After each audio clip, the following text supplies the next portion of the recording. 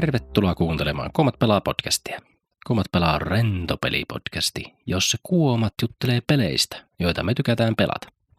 Jos tykkäätte tästä jaksosta tai meistä, niin arvostelkaa valitsemallanne podcast-palvelussa ja kertokaa kavereillenne. Minun nimeni on Harri. Ja minä olen Jere. Ja kuulumisia. Mitä Jere on pelaillut? Kuulumisiin. Viime jaksossahan me puhuttiin paljon Pokemonista ja Pokemon Bluesta. Ja mä en ollut sitä vielä silloin mennyt läpi, mutta nyt olen mennyt sen läpi. Ja yes. ei vähiten Harri Kuoman apustuksien avulla annoit mulle hieman vinkkejä, että millaisella tiimillä kannattaa lähteä. Niin minä kävin hakemassa niitä legendaarisia lintuja, Zapdogsia ja Artekuunoa. Ja se oli mulla vähän sellainen trollololo, kun mä menin sitten lopulta vaan sinne Elite Fourin ekalle tyypille aina lahoamaan. Ja sitten kun mä ymmärsin, että sieltähän saa expaa kuitenkin aina, niin turhaan minä lähden minnekään muualle keräämään expaa, vaan mä kävin aina siellä ottamassa sen expan. Tää oli mulle uusi ajatus. En ollut koskaan ajatellut, että sitä voisi niinku, vaikka vähän häviäisikin sille ekalle Elite Four jäsenelle, niin siitä saat arvokasta expaa kaikille. Joo, tämä mulla tuli sille, että miksi minä menisin takaisin tuonne luolaan pyörimään ympyrää, koska minä voin pyöriä ympyrää tuolla bossit fightissa. Ja niin. Sitten kun Lorelleen sain nurin, niin minä vahingossa pääsin koko pelin läpi, että sitten ne loput olikin vähän helpompia sitten. Noniin. Mä en käyttänyt yhtään potskua tai revivea, mitään niitä itemeitä ekaan 3 bossiin. Sitten mä alkoin vähän jännittää, että meneekö tämä oikeasti läpi, ja sitten mä tankkasin kaikki Pokemonit täyteen helttiä taas. Se on aikamoinen fleksi, että ei tarvitse potskuja käyttää 3 ekaa aikana. Ei ole mulle mielestäni mennyt koskaan. Eikö, joo. No, tolla viisiin sitten meni ne vikatkin, ja nyt olen päässyt Pokemon Bluun läpi vähän silleen vahingossa. En tarkoittanut mennä sitä näin nopeasti, mutta ehkä 6 tuntia lisää olisinko saanut siihen kelloon aikaa. Että anteeksi, mutta pelasit nyt läpi sitten. Niin, pyydän anteeksi kaikilta, liian nopeasti meni. Pakko kysyä tähän väliin, että miltä tuntuisi Pokemon Championsia sitten, kun meni sulla toi Elite Four noin hyvin, niin entäs sitten tuo ilmaispeli Poke Champions? Niin, ehkä mä asennan sen puhelimeen ja annan sille mahdollisuuden. Mulla ei ollut nyt niinku hinkuu ton Blue jälkeen oikein testata mitään uutta Pokemon-peliä. Joo. Ja muutenkin tässä, kun on vielä ollut täällä landella mökkeilemässä, niin muutenkin tuo pelaaminen on ollut tosi vähäistä sitten. Että. Joo. Mutta minä tuossa lauantaina aamujunalla lähden takaisin PK-seudulle ja pääsen oman tietokoneen pariin ja sen omat rutiinit saan taas käyntiin, niin sitten alkaa taas pelaamistakin tapahtua paljon enemmän. En istu vaan veneessä virveli kädessä. Hardcore gaming alkaa taas. Siitä alkaa taas hullu geimausta. Mutta ei pelkkää Pokemonia, sitten myös tämmöistä kuin Retro Rewind. Siihen on laittanut 10 tuntia. Sulla ei taida ihan niin paljon olla. Joo, ei, tai ehkä alle 5 ehkä nippanappa. Joo, se alkuun vaikutti semmoiselta, okei, tämä on täysin meikän hillo, meikän jam tämä peli, mutta sitten kun se tuntuu ehkä kuitenkin vähän liian työltä sen pelaaminen, että sä teet aina kun sä avaat liikkeen oven, niin sä teet aina samat asiat, että sä piippailet niitä tuotteita ja annat vaihtorahaa ja jotenkin siinä tuntuu, että sitä, niin kun se pelimekaniikka saisi mennä nopeammin sinne manageroinnin puolelle. Ja sitten sä vaan niin palkkaat nopeammin niitä työntekijöitä. Niin minusta se olisi hauskempaa. Joo, niin kuulijoille muistutukseksi. Me tästä ehkä puhuttiin vähän jossain aiemmassa, mutta tämä on niin videopelivuokrausliikettä pyörität ensimmäistä persoonasta. Niin. Ja se on just niin työntekoa, se on niin työntekopeli. 3 tai 4 työpäivää menee siihen, että sä saat yhden levelin ja sitten se leveli on aina joku uusi elokuvagenre tai joku saat popcornimasiinan käyttöön. Et jotenkin sellainen, mä tarviin ehkä vähän enemmän vielä niin sitä niin kuin monipuolisempaa tarjontaa siihen per leveli. Juu, se on tosi hidasta se levelien saaminen, että siitä ei oikein saa mitään mielenkiintoista, niin sit se on hyvin nopeasti niin kuin oikea työelämäkin, että minkä takia mä teen tätä. Niin. Tästä mulle ei edes maksetaan, vaan miten maksaa tästä pelistä, että pääsen antaa ihmiselle vaihtorahaa ja kaataa niille jotain slasheja jostain omituisen näköistä pirtelökoneesta, että en mä ehkä tämän takia videopelejä pelaa. Ja sitten on tämä ensimmäinen sushukkanen meidän joukossamme, eli Wolf Among Us. Pelannut 2 episodia. Se on semmoinen ihan ok rikossarjakuva omituisella eläinhahmoilla, ettei se mua ihan täysiä mukana ole vienyt. Mä en tiedä, koska mä ajallaan sen pelaan loppuunkin ja sitten kokeilen sitä Wolf Among Us 2, mikä on tulossa. Ei se varmaan vielä tullut. Se tulee nyt syksyllä. Ei, syssyllä tulee joo. Niin. Kiva, kun aloitit ton. Mä pelasin silloin, kun se tuli ja tykkäsin kovasti, mutta en ole enää sen jälkeen koskenut. 2 kyllä sitten kiinnostaa, kunhan se tulee. Joo, ehkä me syvennytään sitten siihen samaan aikaan paremmin. Joo. Siinä oikeastaan nyt viime jakson ja tämän jakson välissä tapahtumat, niin mitäpäs sinulla on paljon enemmän pelikuulumisia kuin minulla? Mulla on paljon, enkä viiti ehkä kaikkea tähän listatakaan käydä niin nopeasti niin.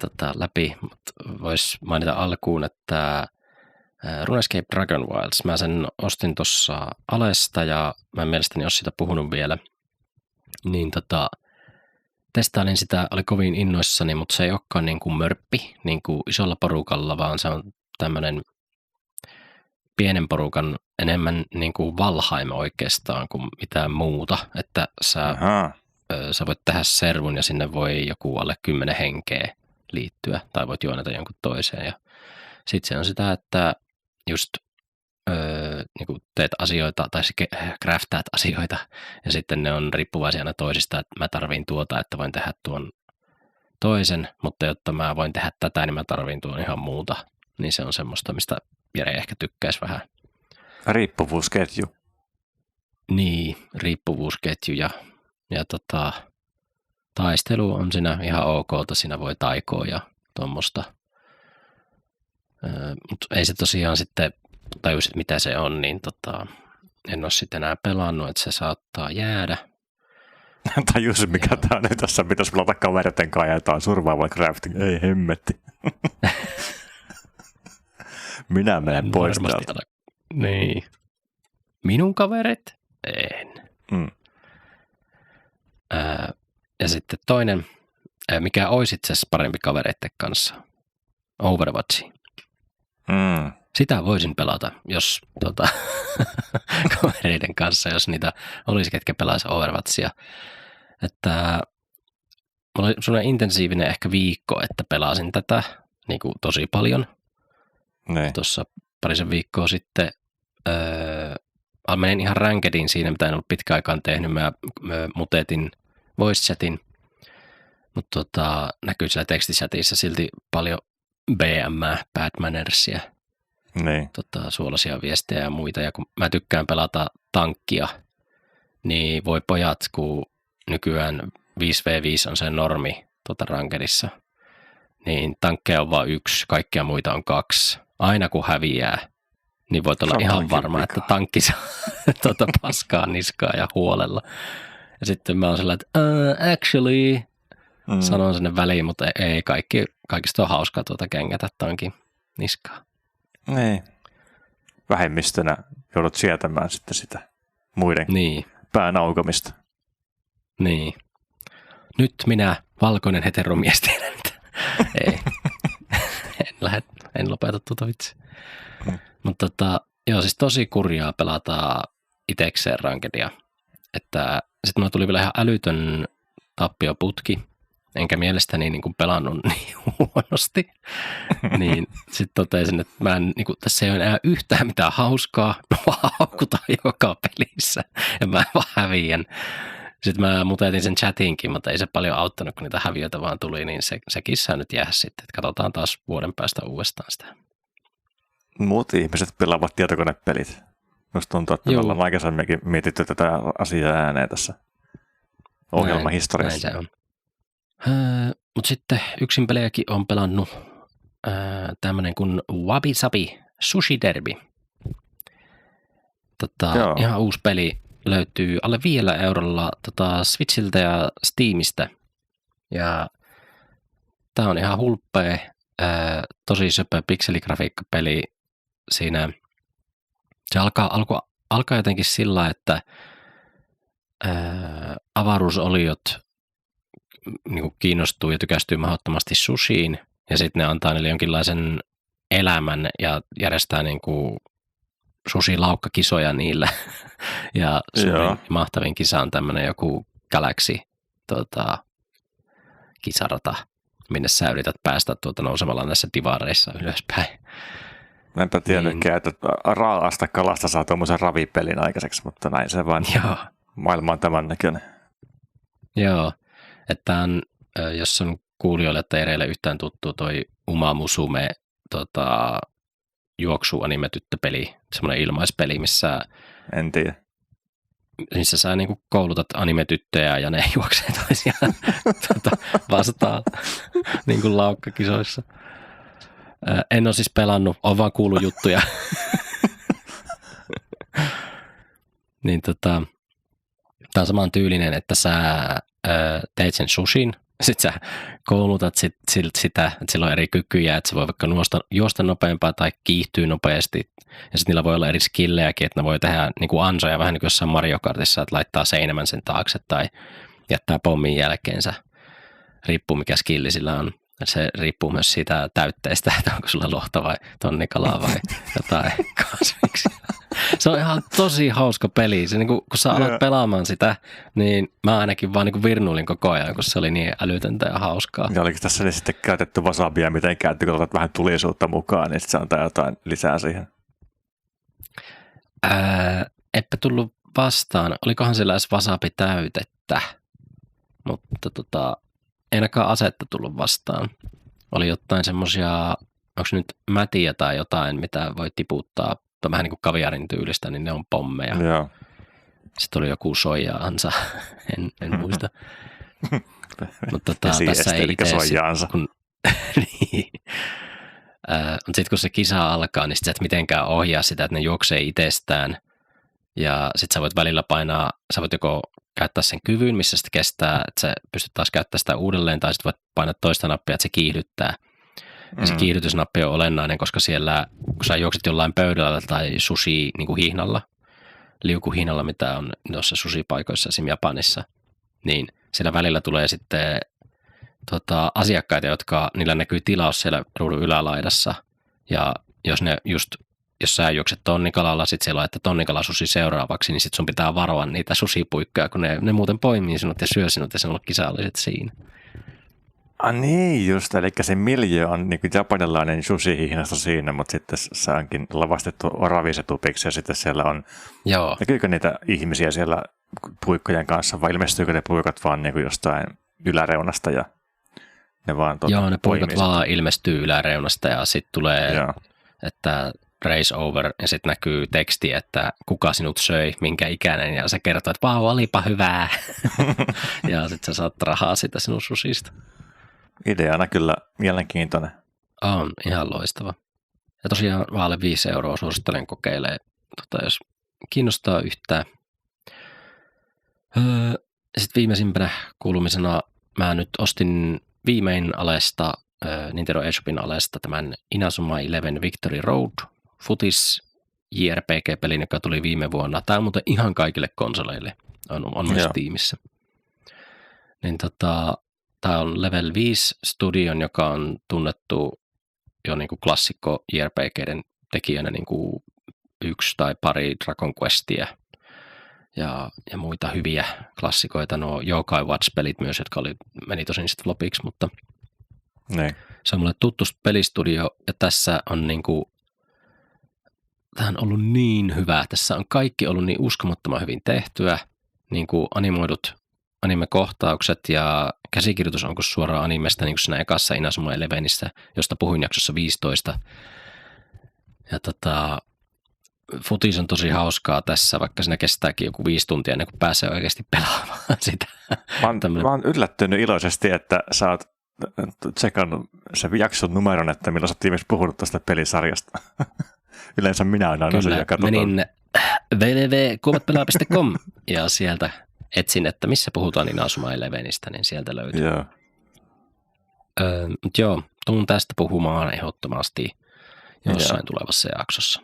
Aivan loistava. Kuulemme siis siitä lisää myöhemmin. Joo. Ja sitten väliuutisia. Nyt tai joskus tässä oli Kuomain syntymäpäivä. Onneksi olkoon me. Onneksi olkoon. Nyt on nauhoituspäivä 28. päivä ja meidän eka jaksomme on tullut 30. päivä, eli nauhoitushetkestä katsoen 30. Mitä 2 päivän päästä, joo. Joo. Niin 3 vuottako se on? Joo, tosin minä Jere Kuoma en ole ollut ihan alusta asti, vaan minä hyppäsin olikohan se jakso 9, missä kohti minä tulin mukaan, mutta joo. Lähestulkoon yhtä pitkään. Joo. Joo. 3 vuotta on tätä tullut tehtyä, että ei mitään. Se on aika paljon mun mielestä. Joo. On ollut kyllä kiva tehdä. Tämä on mukava tapa pysyä yhteyksissä Jeren kanssa ja alussa Pauli Kuoman kanssa ja kehittää oraalisia taitoja, jos näin voi sanoa. Että tuntuu, että on vähän sanavalmiimpi kuin ennen tämän podcastin aloittamista. Joo, kyllä kun on kuunnellut niitä ensimmäisiä jaksoja, missä olin mukana, niin se on kiusallista kuunneltavaa nyt. Joo, mä aina naurattaa, kun mä joskus harvoin kun editoin näitä jaksoja, Jere yleensä tämmöinen kurkistus sermin taakse, että Jere on yleensä aina se, joka editoi, ja sitten mä kuuntelen, että onko kaikki ok. Mutta joskus kun editoin, ja sitten meillä, kun me puhutaan, ja sitten meillä tulee jotenkin silleen töksähdellen, niin me saatetaan välillä niitä vähän leikata sitä välistä pois. Niin alussa se oli paljon pidempiä niin kuin tauot sanojen välissä, niin Pauli sanoi jotenkin sillä, että kun kuuntelisi jotain aivohalvauspotilasta, kun saa lauseita ulos, niin 20 sanan lause tulee ulos jossain 5 minuutissa, että mikä meitä vaivaa. Joo, sitä on kehittynyt jonkun verran silleen muistiinpanojen ottajanakin, että sitten se kaikki ulosanti ja suoraan niin kuin lukisi vaan paperista suoraan niin kuin joku uutisten kuuluttaja 60-luvulta. Joo, kyllä.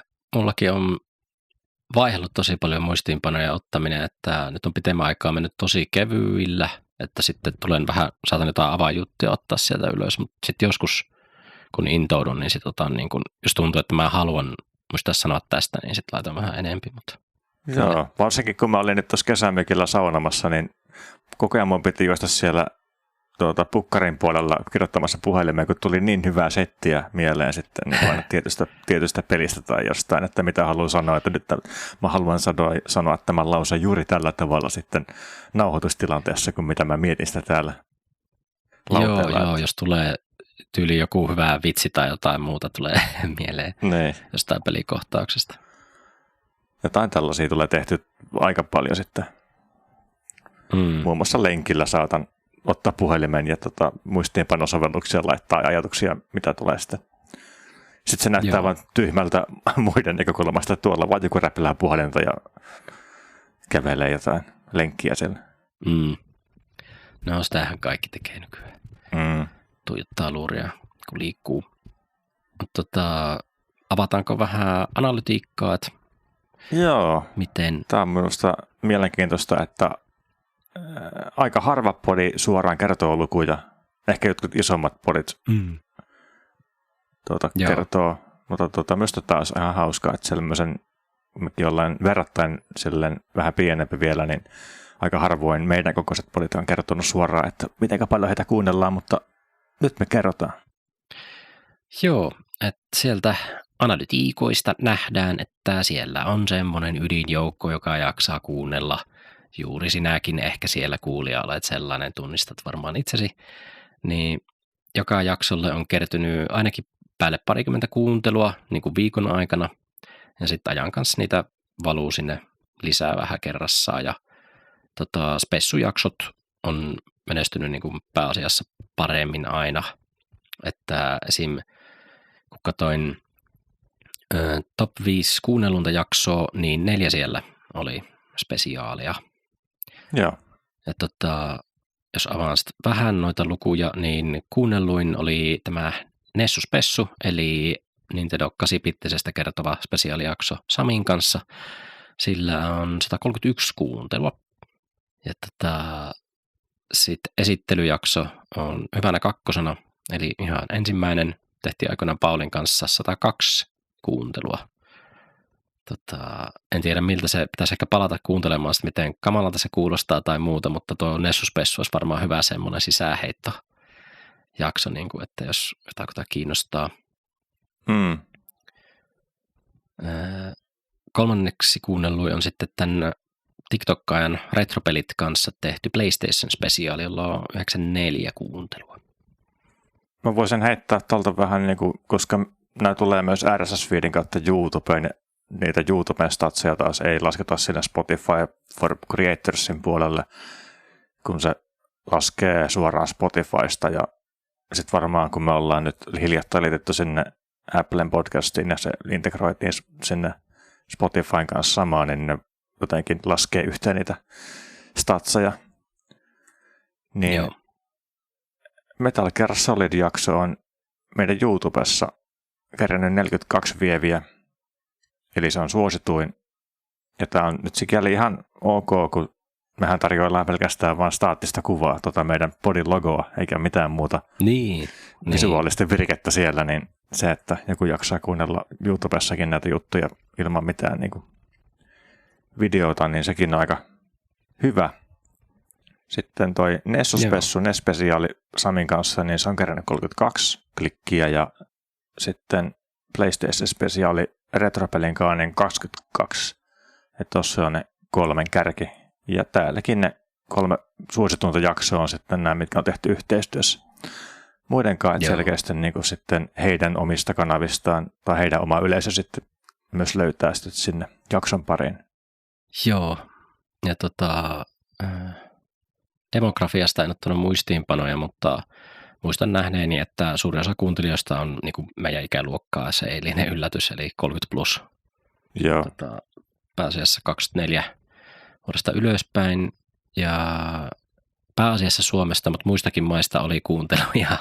En tiedä, onko ne, niin kuin, jos on hakenut peliä esimerkiksi Spotifysta ja sitten meillä on sattunut olemaan, niin sitten on kuunnellut. Muistan hämmentyneen, että siellä oli ehkä yllättävän paljon kuunteluja oli Japanista. Sitä mä vähän kummastelin, että mikähän syy tossa on. Mutta domo arigato, jos siellä japanilainen kuuntelee. Mä tykkään, että Harjalla japanikielen alkeet, niin pystyy välittämään kiitokset. Kyllä, kun on pelannut sitä Vagotapia, niin nyt lähtee vaikka mitä lauseita. Joo, ja sitten kun sanotaan vuosi sitten, ehkä meillä oli 8-15, ehkä se, mitä ne playt tuli per jakso. Että se on siitä niin kuin ihan ok kasvanut sitten. Ja noista siis, mitä mä tiedän, että mulla on 2 tai 3 kaveria, ketkä on mulle raportoinut, että he kuuntelee kaiken, mitä me tehdään. Niin se on ihan iloista, että niin kun osa on kavereita ja sitten luultavasti toinen mokoma, toiset puolet on ehkä vielä semmoisia tyyppejä, ketä kumpikaan meistä ei tunne, tai sitten on kaverin kaverita tai jotain. Niin tuntuu kivalta vatsanpohjassa, että meitä kuunnellaan osittain myös sitten niin kuin ihan meille 2 tuntemattomien ihmisten puolelta. Joo, kyllä. Joo, minusta on vaan mukavaa, että joku jaksaa kuunnella tai viihtyy meidän hölmöjen juttujen parissa. Se on suuri kunnia meikälle. Kyllä, ja sitten tuli sieltä täältä kuuntelusta mieleen, että itselle on ollut alusta asti tärkeää tämä meidän niin sanottu palvelumuotoilu, että meidän jaksoissa on aikaleemet, josta näkee niinku sen sisällysluettelon jaksolle, että mistä on puhuttu ja tälleen, että usein jos tulee niin kuin vastaan joku podcasti, joka on 3 tuntia pitkä ja niin kuin siellä on kuvauksessa on mainittu joku yksi asia, mikä mua saattaa kiinnostaa, mutta ei mulla ole mitään niin kuin tapaa päästä suoraan siihen pihviin, mikä mua kiinnostaa. Sitten mä saatan jättää koko jakson kuuntelematta ihan sen takia, kun sillä hetkellä ei vaan jaksa, niin kuin, ei ole aikaa kuunnella 3 tuntia. Joo, kyllä. Mutta mä en tiedä, ootko sä itse samanlainen, että laitatko sä aina vaan jakson soimaan riippumatta siitä, että miten pitkä se on? No mähän kuuntelen lähinnä näitä tiettyjä podcasteja, niin mä vaan laitan soimaan. Ainakin ton Into the Aetherin oli jakso mikä vaan, niin mä kyllä kuuntelen sen aina nämä uusimmat. Mutta sitten esim. Pestis-pelipodcastin kanssa mä vähän valikoin. Joo. Mutta jos kokeilisin jotain uutta, no se riippuu ihan siitä, mistä peleistä ne puhuu siinä, niin saattaisin laittaa päälle, mutta ne timestampien puuttuminen ei ehkä olisi mulle deal breaker välttämättä. Jos on joku tämmöinen ääriesimerkki, että se on 3 tunnin jakso, niin sitten en varmaan kuuntelisi, jos en niinku tykkää niiden äänestä tai viboista, mitä saan niistä puhujista, kun laittaa jakson päälle. Et se on jo mulle semmoinen aika iso, tai niinku nopeasti tiedän, että kannattaako mun edes jatkaa, jos ei jotenkin hieroo vastakarvaa niiden jutut tai muu. Eli eka 30 sekuntia on sulle vibe check ja sitten ihan sama vaikka puhuisi miten mielenkiintoisesta asiasta, niin sitten sorry, niin ei pysty. Joo, kyllä. Miten paljon meidän kokoinen podcast saa palautetta, niin jos mä käyn ihan noin viralliset reitit, eli sähköposti ja kommenttikentät ja IG ja mitä kaikkea missä kaikessa meillä tili onkaan, niin on tullut 1 kommentti Spotifyhin ja 1 sähköposti. Ja tämä Spotifyn kommentti tuli jaksoon 37, jossa pääaiheena olivat Clair Obscure ja GTA 1. Spotifyn kommentti tuli nimenmerkiltä Gauppias, joka on siis kyllä mun kaveri, mutta kommentti on aina kommentti. Niin me muisteltiin siellä jotain demolevyjä, mitä tuli lehtiä mukana ja sanottiin, että Mad oli se lehti, mutta se oikeasti oli myrkky. Sittenhän me sitä seuraavassa jaksossa vähän puhuttiinkin myrkkylehden peleistä alussa. Joo. Ja sitten tämä sähköposti, mikä meille tuli, niin tuli Einolta ja pyysi, että josko saisi RSS-feed-osoitteen tai sitten Apple Podcastiin meidän ohjelman, että hänkin voi kuunnella. Ja sehän me tehtiin sitten myös välittömästi, eli mentiin Apple Podcastiin. Tehtiin tili suuren vaivan kautta. Minä tein sen tilin ja en tykännyt kokemuksesta yhtään, mutta tuli pahan tehtyä. Niin, tuli tehtyä, joo. Ja ilmeisesti myös sitten sieltäkin kautta meille jotain klikkejä valuu. Joo, Applen kautta tulee aika paljonkin kuunteluja, että kun mä tuolta analytiikasta näen, että no siis sieltä näkee, mitkä on Applesta ja mitkä se Spotifysta, niin siellä on ollut tykitystä sen jälkeen, kun sinne laitettiin, että se oli hyvä idea pistää sinnekin ne jaksot kyllä. Kiitokset Einolle. Joo, kiitokset Einolle. Tämä oli ihan sinun ansiota. No oli ne 2 kommenttia, mitkä on tullut sitä virallista reittiä, mutta sitten onhan meillä silloin tällä myös tämä Puskaradio laulanut vaihtelevalla tiheydellä. Joo, eli on. Käytännössä tulee WhatsAppissa jotain lainauksia, että kaveri sanoo tämmöistä ja tuommoista ja sanotaan näin, että ekana ne saattoi ehkä liittyä enemmänkin siihen, että korjatkaa teidän levelit teidän podcastissa, että pystyy kuuntelemaan autossa ja ei toi Harri radiobassu huku rengasmelu alle, niin kuin alkuun meinasi vähän käydä. Että. Minä taistelin äänialasta auton mörinän kanssa. Joo, äänitasot vähän vaihtelee, niin jouduttiin googlettaa, että how to level podcast audio. Ja on se nyt vähän parempi. On se nyt parempi. Irestä on tullut siinä hirmu hifistelijä ja tietäjä. Jos mä editoin, niin mä tunnustan, että en aina ihan jaksa. Niin sitten yritän sitten tehdä vähän mitä Jere sanoo, että korjaa. Niin. Joo, mä sukelsin aika syvään päätyyn tuon miksaamisen kanssa sitten. Että joku persoonallisuuden piirre on tommoinen, että kun innostuu jostain, niin sitten tutkii monta kymmentä tuntia. Joo. Ja sitten mä pyysin sua miettimään mieluisinta jaksoa, mitä me ollaan tehty 3 vuoden aikana. Joo, ja se oli niin vaikeaa, että mä poimin 3. Että kun mietin, että mikä olisi niin kuin mieluisin tai lempijakso, mikä on tullut tehtyä, niin ekana tuli nämä, mistä muutkin on tykännyt, tämä Nessus Pessu ja Pleikka-jakso, että kun ne on niin rakkaita konsoleita itselle ja on pelannut niillä paljon, ja niistä saatiin niin hyvää tarinaa aikaiseksi vieraiden kanssa, niin ne on lempijaksoja kyllä. Ja niistä tuli myös, niin kuin historia kiinnostaa minua, niin sitäkin tuli opittua molemmista, niiden syntytarinaa ja muuta. Niiden konsoleiden syntytarinaa siis. Mutta sitten mietin, että no, onko jotain ihan normijaksoakin. Niin itse asiassa Paulin kanssa tehty jakso Bloodbornesta tuli mieleen, että se on tosiaan vanhempi, ihan retrokuomaa, mutta se miksi se on mieluisa, niin se taisi olla eka From Softwarein peli, mistä Pauli innostui, niin sitä oli vaan niinku kiva todistaa sit vierellä, että toi se intoa. Niin, että pikkusormi hävisi sinne, niin olipas mukava todistaa vierestä tapahtumaa. Niin, että joo, se oli mukavaa. Mites sulla mieluisin jakso? Kyllä mäkin mietin vähän aikaa noita vieraiden kanssa tehtyjä juttuja, koska se on aina antaa se oman lisämausteen, että se vierastuu sitten siihen omaa sitä tietämystä ja niin kuin näkökulmaa siihen, mutta kyllä mä ehkä menen tuohon Monkey Island spesiaaliin, joka oli mulle semmoinen ehkä rakkain jakso aiheen puolesta, että niin kuin sitä oli mukavaa pelata ne pelit uudestaan läpi sitä varten ja sitten vielä niin kuin kirjoitella vähän historiasta muistiinpanoja. Ja se on ollut semmoisena mun feel good jaksona usein, kun on mennyt nukkumaan. Eli mä en tiedä paljonko siellä jaksolla on nyt klikkauksia, mutta niistä puolet on varmaan minun. Mennyt se jakso korvilla nukkumaan ja sitten nukahtanut siihen.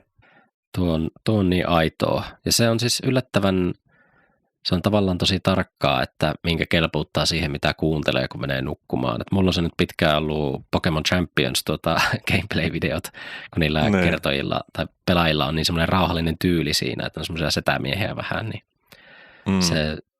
se on semmoinen hyvin intiimi asia, että mitä kuuntelee, niin toi on kiva juttu.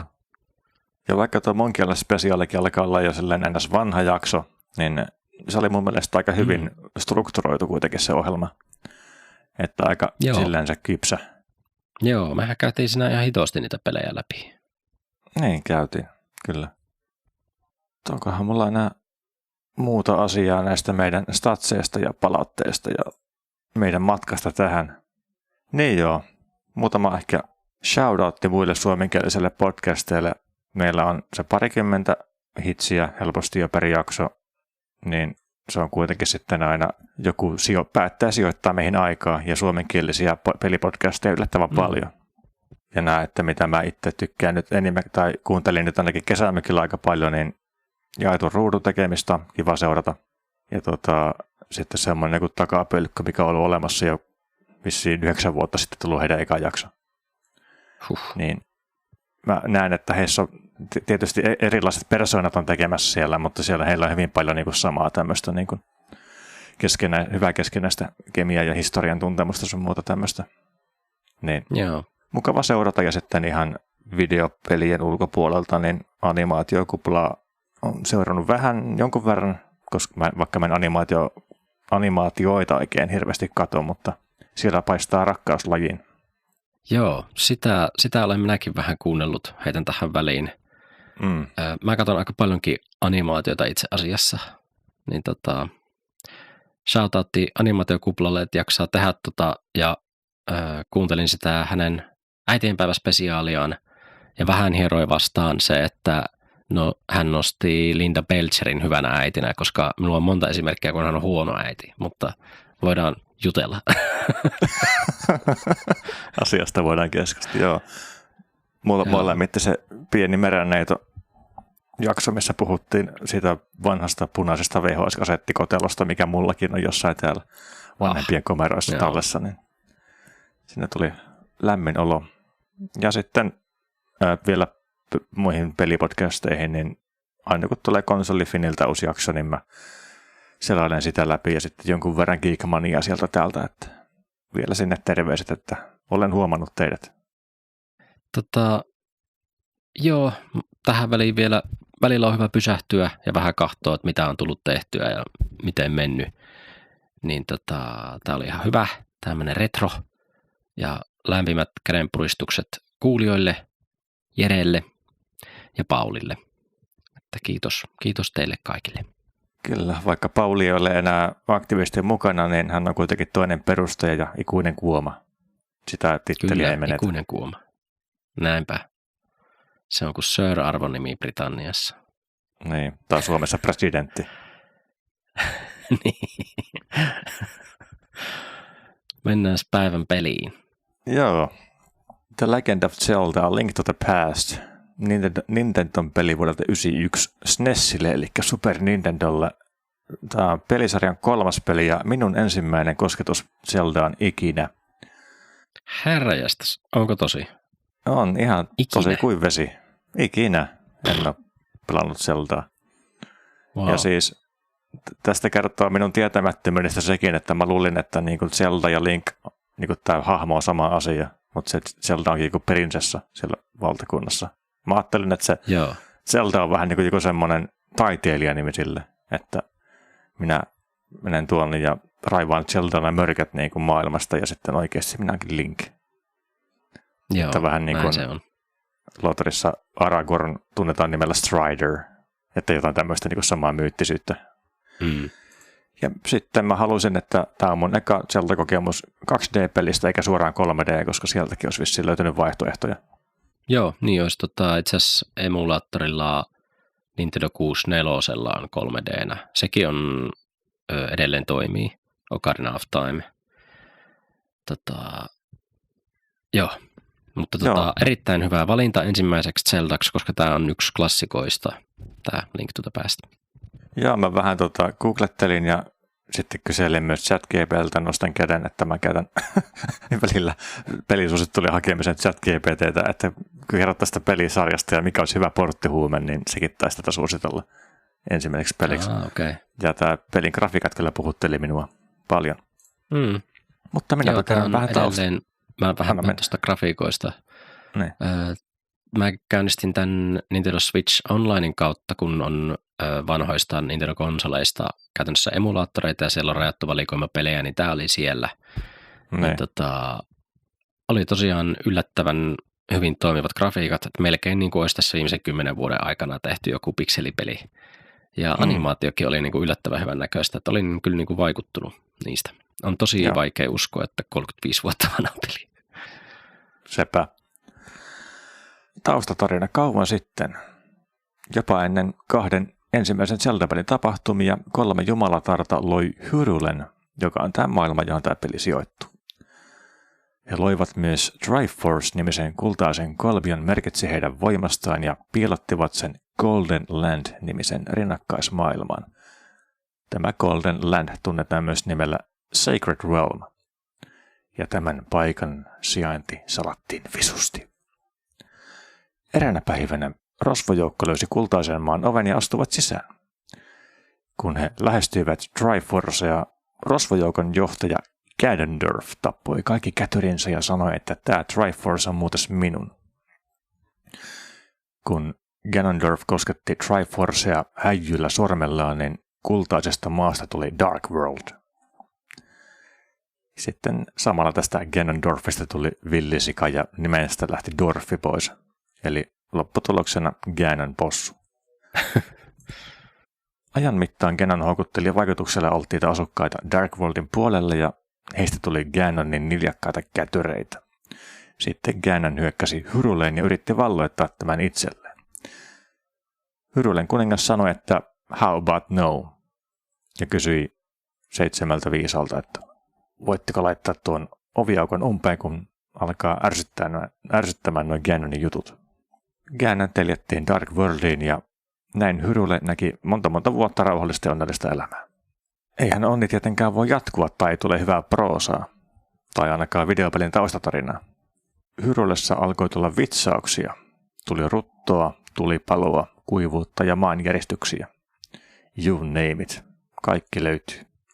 Kuningas lupasi kunnon palkinnon sille tyypille, joka voisi tämän lopettaa, joten Ganon headhuntasi itsellään sitten kätyrin eli velhon nimeltä Aganim. Aganim lähti sitten Hyrolle valtakuntaan, sanoi anna Nasa käymä ja kaikki ongelmat hävisi.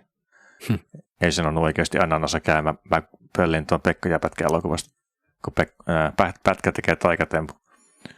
Kuningas oli tästä tempusta niin iloinen, että nimesi velhon omaksi neuvonantajaksi. Seuraavaksi sitten velho Aganim suisti kuninkaan vallasta ja aivopesi kaikki Hyrulen sotilaat.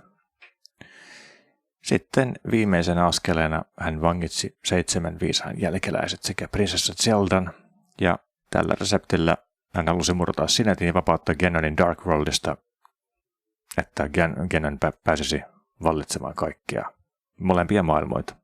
Ja sitten tämä peli alkaa siitä, että prinsessa Zelda onnistuu lähettää Linkille viestin korvanappiin, että mä olen vangittuna tyrmässä, että tuutko hakemaan. Sitten toi Linkin setä myös kuulee tämän hätäsignaalin ja lähtee ulos ja käskee Linkkiä pysymään sisällä. No, arvaa pysyykö. Olisi aika tylsä peli, jos pysyisi. Joo, peli olisi siinä. Muistatko yhtään, mikä se eka tehtävä sitten oli? Se Zelda sanoo sinne korvanappiin, että tulet tänne kellareihin tai mikä nämä on täällä linnan alla. Salainen sisäänkäynti on tuolla, oliko se puutarhassa tai jossain siinä linnan ulkopuolella. Joo, kyllä. Mä koitin ekana mennä suoraan portista sisään, mutta sitten ne vartijat oli sellainen, että get off kid, get off my lawn. Ja sitten piti kertaa sinne ja siirretään joku pusikko edestä ja salareitissä on sitten tämä haavoittunut setä hengaamassa ja antaa Linkille miekkansa ja kilpensä. Joo. Että vaikka aluksi setä oli sitä mieltä, että tämä Linkki saisi pysyä kotona, niin nyt hän kannustaa Linkkiä pelastamaan prinsessan ja sitten miekan avulla päästään linnaan ja sieltä löytyy Zelda. Salaista reittiä petkintää Zelda vielä viedään Sanctuaryin ja siellä on vastassa joku pappi ja tämä sitten sanoo, että sun olisi Linkki parempi pysäyttää tuo ilkeä velho, ettei se avaa Darkworldin sinettiä. Ja sitten kertoo myös, että vain Master Swordilla tämä temppu onnistuu. Että kannattaa käydä kyllä vanhemman juttu sillä, joka osaa kertoa tästä lisää. Ja kyllä oikeastaan tässä kohti alkaa niin se jonkunnäköinen kartan tutkiminen ja tämän maailman laajuus vähän valjata. Missä kohti tuolla oli edes joku kylä, mihin pitää mennä seuraavana. Ja tässä kohti taisi olla jo kaikki sotilaat silleen, että heti kun ne saa susta näkyä havainnut, niin lähtee juokse perään ja yrittää nirahtaa sut siihen paikkaan. Joo, näin on. Sitten tuolla matkan varrella saadaan haavi, jolla voi ottaa keijuja kiinni ja laittaa purkkiin, ja mä en varmaan kertaakaan käyttänyt niitä mihinkään. Se haavi oli sitä varten, että niitä voi napata, kun mä yritin suoraan sitä purkkia käyttää niihin. Just joo. Sitten täällä on kyllä viisain nimeltä Sahas Rahla, ja tämä kertoo, että se mahtimieka voi saada 3 maagisella riipuksella, eli pendantilla, eli pendant of courage, pendant of power ja pendant of wisdom.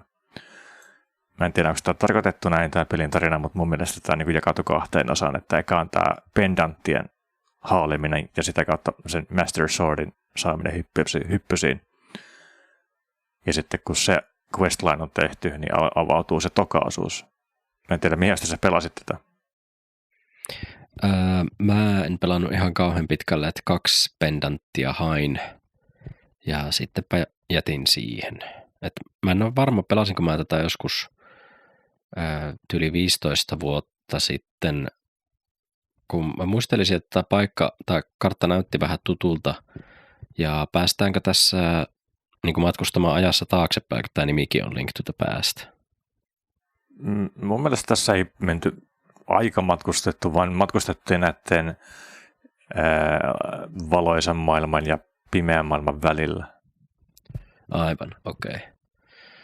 Mutta joo, en ole varma, onko se tätä pelannut joskus, mistä muistan, että oli semmoista matkustelua, mutta nyt en pelannut ihan hirveän pitkälle. Kävin kyllä siellä metässä, missä se Master Sword on, ja sattumalta löysin siihen, missä se oli, mutta ei ollut voimaa vetää sitä tai niinku valmiuksia vielä siinä vaiheessa. Joo. Ja sitten sä varmaan törmäsit siihen metsärosvoon, mikä oli ihan täys perässä läpi. Se törmäsi suhun ja sitten se sulta tippui taskusta kaikki rupeet ja tavarat ja se poimi niitä. Joo, taisi semmoinen kerran törmätä. Joo, mulla oli kaikki kasetit sen tyypin kanssa, kun mä jäin hakkaamaan sitä, mutta näistä voin 100 hengiltä. Joo. Joo, eli Pendant of Carriage on se eka juttu, ja Link lähetetään itäiseen palatsiin hakemaan se. Ja sitten kun sä viet sen takaisin Saharaslahlalle, niin saat palkinnoksi juoksukengät, jolla voit pinkoaika saa marilluja. Sitten sun pitää tätä sprinttausta käyttää kirjastossa siihen, että sä juokset päätä pahkaa päin hyllyyn, ja hyllyn päältä tippuu Book of Mudor, joka auttaa kääntää muinaisia tekstejä. Ja toi kun viedään Desert-päläseen ja siellä mumista jotain näiden, niin se ovi avautuu. Joo, näin se menee. Se oli ihan hauska, kun mä pelasin tätä ilman, että katsoin mitään oppaita tai muita, niin silleen kun hissukseen sai kykyjä, niin kun sit jos sai just ton, että se juoksee kovaa, niin se voi just törmätä johonkin kovalla vauhdilla, niin ja pommeja rupeaa kanssa saamaan, niin sitten seinissä näkyy kohtia, että joo, tosta ehkä voisi kokeilla juosta läpi, niin joo, sehän onnistui. Tai että oli vähän erinäköinen, että toimisikohan tuohon pommi, joo, siihen toimi. Niin oli ihan hauska tälleen nähdä, että aina kun uusia kykyjä tuli, niin avautui aina uusia paikkoja sitten minne mennä. Niin kova juttu näin 91 vuoden avoimen maailman pelissä, että palkitsee niin kuin, tutkimista, mikä on nykyään semmoinen, että tämä olisi hyvä olla avoimen maailman pelissä, mutta ei kaikki sitä silti osaa tehdä. Niin. Ja tämä oli mun mielestä suht niin kuin johdonmukaista näihin pendantteihin asti. Vaikka sitten niin kuin sielläkin taisi olla paikkoja, missä mä en tajunnut, että sun pitää osata tökätä 3 kiven vasemmalta, niin aukee joku salaovi jonnekin. Niin. Jep. Mä en vieläkään tiedä, mulla sen toisen pendantin kohdalla siellä aavikolla vähän niin sanotusti rupesi leviämään kasetti niin kuin sullakin, mutta kun en vaan tajunnut, että mitä tässä pitää tehdä, ja sitten mä vahingossa niin kuin ryntäsin jotain kiveä niin kuin seinää päin ja törmäsin kiveen, joka liikkui, ja sitten ovi avautui, ja mä olin, että okei, joo, selvä, pääsin eteenpäin. Kai näin se piti mennäkin, en yhtään tiedä, miksi mä onnistuin tässä, mutta kaikki otetaan. Joo, kyllä. Sitten Pendant of Wisdom löytyy vuorelta, ja sitten siellä tulee vasta ukkeli, joka on tämä Magic Mirrorin, ja tämä Mirror on semmoinen, että ulkona ollessa, että jos sä oot Dark Worldin puolella, niin sä voit sillä peilillä palata takaisin Light Worldiin. Ja sitten jos sä oot luolastossa sisällä, niin, ja jos oot hirveän syvällä ja haluat takaisin niin kuin ulko-ovelle, niin sä voit sitä Mirroria käyttää siihen, että sä spawnat takaisin sinne ulko-ovelle. Mikä oli ihan kätevää. Siellä vuoren huipulla on Tower of Hera, jossa on tavara nimeltään Moon Pearl. Ja tämä Moon Pearl suojaa Linkkiä pimeiden voimilta, jotka muuttaa tämän muuten jänikseksi. Ja tätä mä en oikein tajunnut ollenkaan alkuun. Että mulla meni jonkun aikaa ennen kuin mä tajusin koko sen Moon Pearlin, vaikka se oli mainittu siinä, että se on tuolla jossain linnassa. Ja sitten jotenkin kun pääsin vaan sen linnan jonnekin bossille, niin mä unohdin koko sen Moon Pearlin, ja sitten mä lähdin onnellisena eteenpäin, ja sitten mä muutuin jänikseksi jossain sellainen matkalle, ja mietin, että mitä ihmeestä pelissä pääsee niin eteenpäin, että mä tiedän, että mikä mun seuraava paikka on, mutta se ovi ei avaudu. Niin. Tässä kohtaa mun piti katsoa Kaide, että mikä homma. Niin täysin, että ai niin joo, se Moon Pearl, että mun pitää käyttää sitä, että mä saan pidettyä Linkillä sen tavallisen muodon. Ja sitten siellä on labyrintti, jonka läpi pitää juosta. Ja siellä labyrintissä tulee mukaan joku Kiki-niminen apina, joka sitten kiristää meiltä rahaa, että se avaa sen seuraavan paikan oven. Jaha. Oli vähän tuskainen homma, ja sitten se logiikka oli semmoinen, että mä en oikein tajua tätä, niin kuin, miksi musta pitää tulla jänis ja miksi mun pitää seurata apinaa, joka kiristää multa rahaa. Niin, niinpä. Why not? Ja sitten saadaan Master Sword, eli ekana Pendant of Wisdom, sitten jos sulla on Pendantit, niin sitten saadaan se Master Sword, ja kun se miekka on vedetty kivestä, niin Sarasla ottaa yhteyttä ja sanoo, että no niin, tällä mahtimiekalla voit vastustaa näitä pimeiden voimia. Ja sitten saadaan tietoa, että Sanctuary on hyökätty. Sanctuaryn pappi makaa siellä henkitoressaan ja ilmoittaa, että Zelda vietiin takaisin Hyrulen linnaan. Kun päästään linnan torniin, niin Aghanim taikoo Zeldan Dark Worldin puolelle, ja siellä on myös nyt kaikki vangit. Eli Sinnetin murtaminen voi alkaa, ja sitten tulee boss fight Aghanimia vastaan. Ja kun taistelu voitetaan, niin Linkki teleportataan itsekin Dark Worldiin, ja nyt ollaan pyramidin huipulla. Ja sitten kun mä tajusin tämän vaihtelun Dark Worldin ja Light Worldin välillä, niin mä tajusin, että niin hitsi, että pelitekijäiden on pitänyt tehdä tämä sama maailma kahdesti. Ekana Light Worldille ja sitten Dark Worldille. Että periaatteessa siellä on niin ne samat lokaatiot, mutta reitit vaihtuu välillä ihan niin toisiin. Siellä tulee jotain esteitä sinne polkujen päähän ja niin, tosi vaikeaa kuvailla ihmiselle, joka ei pelannut tätä näin pitkälle. Mä en tiedä, että olisiko sulla mennyt kanssa vähän ajatukset solmuun, että hetken, nyt jos mä tässä kohti teleporttaan itteni Light Worldista Dark Worldin puolelle, niin mihin suuntaan mä oikein pitää mennä seuraavana ja pitääkö mun itse asiassa jättää tai yrittää mennä mahdollisimman pitkälle tätä käytävää Light Worldissa ja sitten, tai Dark Worldissa ja sitten mennä Light Worldin puolelle. Ja tämän pelin testaamisen on mennyt varmaan tuhottoman pitkä aika. Joo, on varmasti. Eikö siinä tule niinku semmoisia ympäristöpusleja sitten, että no tässä kohtaa on niinku normimaailmassa on niinku tie loppuu tähän, tai sanotaan, että siinä on joku tyyli iso kivenmurikka, niin sitten siirtyy sinne pimeään maailmaan, niin siinä ei olekaan sitä ja menee vähän eteenpäin, sitten tulee takaisin tavismaailmaan, niin sitten on päässyt niinku eteenpäin, että eikö se tyyli tuommoista? No siis tuommoisia niinku salaisia paikkoja löytyi, mutta se oli enemmänkin, että kun sieltä Light Worldista Dark Worldin puolelle pääsee käytännössä niin kuin piilotetuista portaleista, ja niitä on X määrä siellä maailmassa valmiiksi, ja sitten sä jätät aina yhden portalin jälkeen siihen kohtaan, missä sä oot sillä peilillä mennyt sinne Light Worldin puolelle. Se tavallaan niin kuin jää siihen, ja sitten sun pitää taktikoida, että okei, nyt mä kävelen tosta portalista sisään Dark Worldille ja nyt mä kävelen Dark Worldissa tuohon paikkaan. Ja sitten jos mä olen pikselitarkasti jossain kallion kielekkeellä ja käytän peiliä Light Worldille, niin nyt mä olen paikassa, missä onkin luolan suuaukko, mihin ei pääse millään muulla tavalla. Ja täällä asti jotain luuttia, keijuja tai muuta mukavaa. Niin joo. Tutkit jokaisen pikselin kartasta, niin se palkitaan, mutta niin toi on varmaan se vanhan koulukunnan avoimen maailman pelien niin kuin tapakin. Niin, kyllä. Eikä ne ollut hirveän yleisiä siihen aikaan edes. Eikä nämä kyllä tosiaankaan nämä asiat selitä itseensä auki. Että niin kuin osa niistä tavaroista, mitä täällä itsemessä saa, niin ne pitää vaan vahingossa löytää. Vaikka ne olisikin semmoisia asioita, mitä vissiin tarvitaan siihen, että pääsee pelin läpi. Sitten kun on saatu se mastermiekka, niin sittenhän pitää vielä vapauttaa 7 niin kuin maidenia, mitkä on vangittu kristallien sisään, ja kaikilla on oma dungeoni.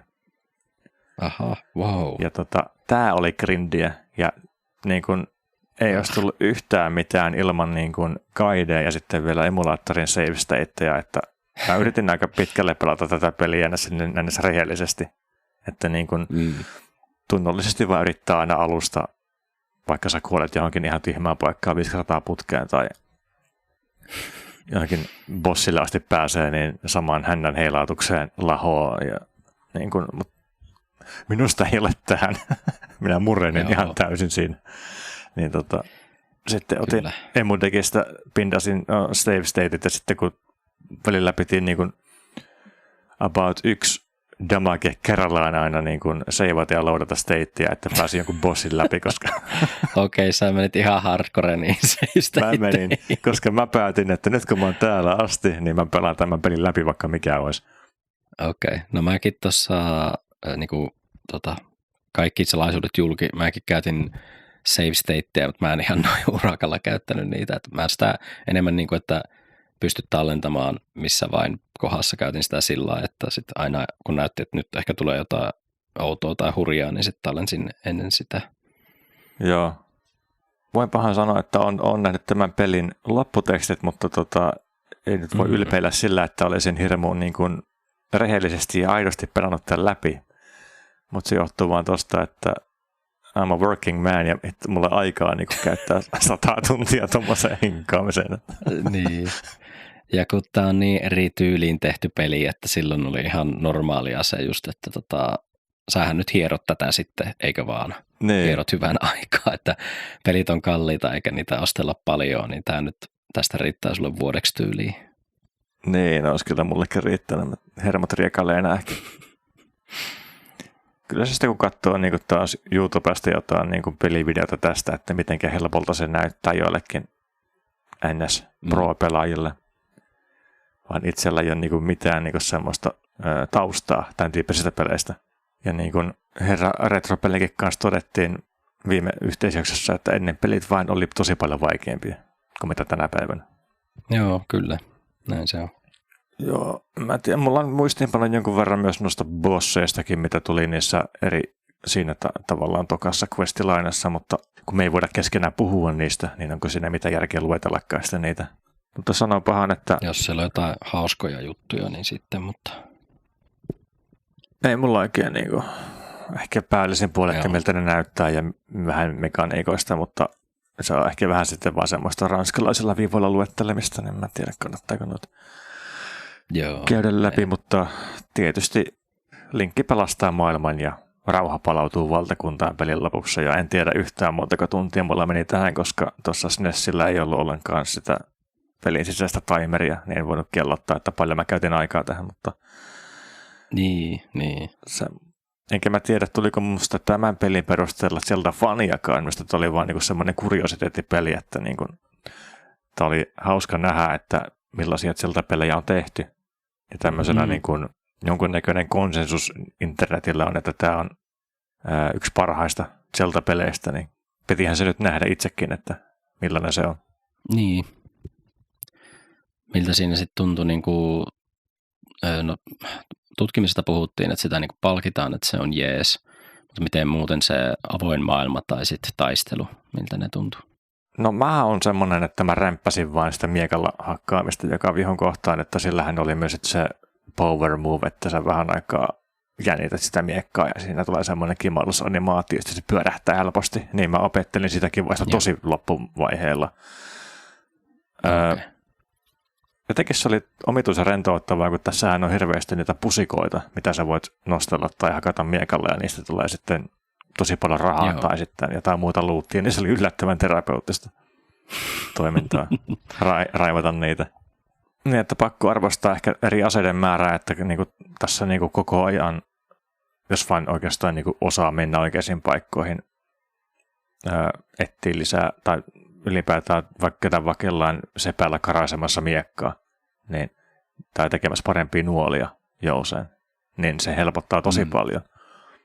Sitten se ruokkii tietysti erilaisia pelityylejä, että sitten niinku pystyy käyttämään jotain crippling hookia tietyn vihollistyypin kai, mikä mulla olisi tullut itsellä mieleenkään, mutta sitten kun mä katsoin jotain guideja, että mitä joku dungia on, niin kannattaa mennä läpi, niin se teki semmoisia asioita, mitä mulla tulisi mieleenkään niin eri aseiden kanssa. Joo, se on kyllä rikkaus pelissä, että jos voi pelata eri lailla, että niin kuin toi taistelusta sanoit, että sä rämpytät, niin mulla se meni aika semmoiseksi hienoksi, että mä niinku katoin kulmat, että jos mä tuo niinku juoksee miekkaa oikealla puolella minua kohti, mä menen vähän vasemmalle ja sitten isken sitä aina, kun se tulee siihen kantaman päähän, niin sit se kohta kuolee. Joo. Ja se oli tosi simppeliä taistelu. Tässä ei ole mitään dodgea tai blokkaamista, että nuolia blokkaa vaan, kun seisot siinä paikallaan, mutta se tuntuu vähän orvolta alkuun. Ja vihujen AI on tosi simppeliä, että ne ei todellakaan yritä etsiä mitään reittiä sun luokse, vaan ne vain puskee jotain seinää, kunnes sä väistyt pois että seinän takaa. Joo, mutta se oli hauska huomata ihan alussa jo, että ne menee aina omaan reittiään, sitten ne sotilaat esim. Ne välillä pysähtyy ja sitten kahtelee ympärille ja sitten taas jatkaa, niin se minusta ainakin vaikutti siltä, että jos mä juoksin vierellä, sitten pysähyin, sitten nekin pysähtyi ja kahteli ympärille, niin jos mä en liikkunut siinä ja olin jotenkin piilossa ja en niiden näköpiirissä, niin sitten mä pystyin, kun ne jatkoi taas matkaa, niin sitten tyyli juoksee ohi. Joo, mutta onneksi kukaan noista vihutyypeistä juossa oikeastaan kiinni, että sä pystyt juoksemaan karkuun ihan kaikkia, että aika paljon pystyy ihan vaan välttelemään taisteluita, ellei sitten ollut semmoista hirveätä sumppua niitä vihuja kerralla ruudussa. Joo, se on hyvä, että voi just välttää taisteluita, että juoksee vaan tavallaan seuraavan ruutuun ja skeneen, niin sitten ne ei seuraa ne aiemmat sinun perässä juokset sotilaat, niin ne ei enää jatka sinne. Niin. Ja sitten myös tuli mieleen Pokemonin Fly-kyky, kun tässä saa fluten. Sillä flutella pystyy summonoimaan linnun, joka kantelee sua minne haluat, niin se vähentää sitten juoksemisen määrää aika paljon. Niin se oli tosi mielenkiintoinen. Joo, se juokseminen sinne tänne, se alku ei haitannut. Tuntuu, että tämä on aika pieni maailma, tämä on ok, mutta sitten aika pian siihen kyllä kuitenkin kyllästä, kun niitä mörrejä ja sotilaita on sen verran paljon, että jotkin siirtymät oli tosi ärsyttäviä, että sitten ei oikein huvittanut edes lähteä. Niin. Mitä mieltä sä olit noista luolastoista, että oliko riittävän monivaiheisia ja monikerroksisia? Oli ainakin noin alkupäässä oli niinku oma makuun sille aika sopivan kokoisia, juu. Joo, että siellähän... Paitsi sitten tietysti se aavikkotemppeli, siellä meni vähän, siihen asti puzzlet oli ollut ok, mutta sitten oli tosiaan tosi tyhmä se, että sinun pitää tätä tiettyä kiveä siirtää, mutta se ei millään lailla erottunut, että siinä on jotain outoa. Joo, sitten sitä samaa oli tarjolla vielä aika paljon myöhemminkin niissä luolastoissa, että sun piti vain kokeilla hemmetti, ihan kuin olisi ettynyt jotain viistokujan sisäänkäyntiä. Niin. Joka hemmetin paikassa kopsautat taikasauvalla tätä tieltä vasemmasta yläreunasta, niin aukeaa se ovi. Niin ehkä noin tommosia asioita, mitä varmasti niin kuin HC, vanhan liiton open world gamerit tykkää, että ne kokeilee jokaista pikseliä, mutta minä en kuulu heihin, että mä tarviin vähän jotain selkeämpää niin kuin vihjettä siitä, että mihin suuntaan tässä pitäisi mennä.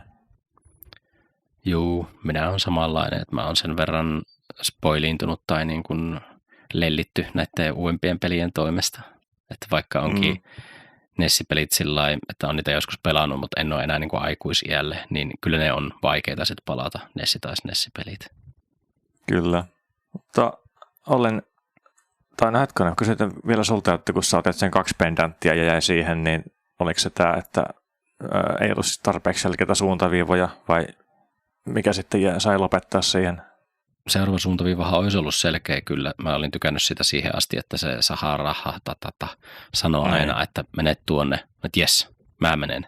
Mä tykkäsin siitä, mutta se ei sitä enää kiinnostanut mennä sinne kolmatta pendanttia hakemaan, koska kyllästyy vaan siihen juoksemiseen sinne tänne ja sitten just ne puzzlet hiero niin paljon vastakarvaan sillä aavikkotemppelissä, että jos tätä tulee lisää, että jos näillä alkaa nyt jo ideat loppua ja laittaa tällaista paskaa minun eteen, niin mä en enää jatka.